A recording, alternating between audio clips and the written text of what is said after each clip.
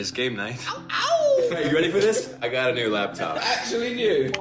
There's a cyber cafe that I've been working at, and this computer was sitting in the lost and found for the last 3 or 4 weeks. Hang on, you stole someone's computer? I didn't steal it. Oh, yeah, okay. That's messed up.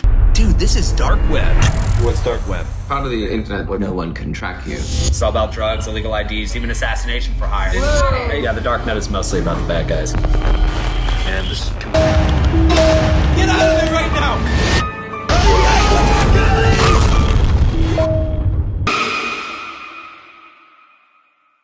Good day everyone, I'm Charles Sian from 11 Rooms Hernandez.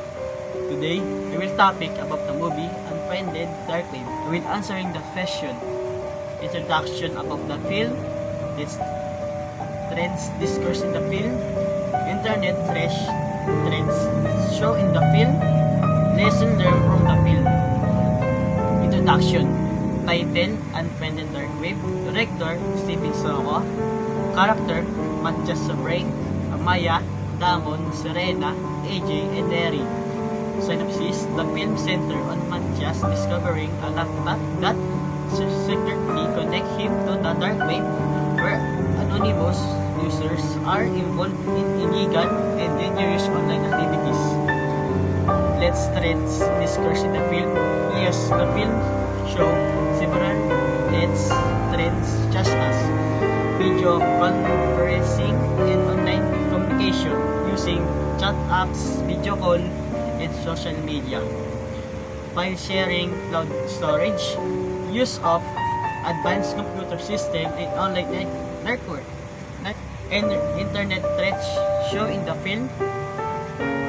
Yes, the film clearly presents different internet threats including hacking and unauthorized access to device, dark web crime, invasion of privacy, cyber stalking and cybercrime, identity misuse. Lesson learned from the film. I learned from the film is must be responsibility and caution when using technology. Not everything found online is safe, especially of hidden or unsecure platform.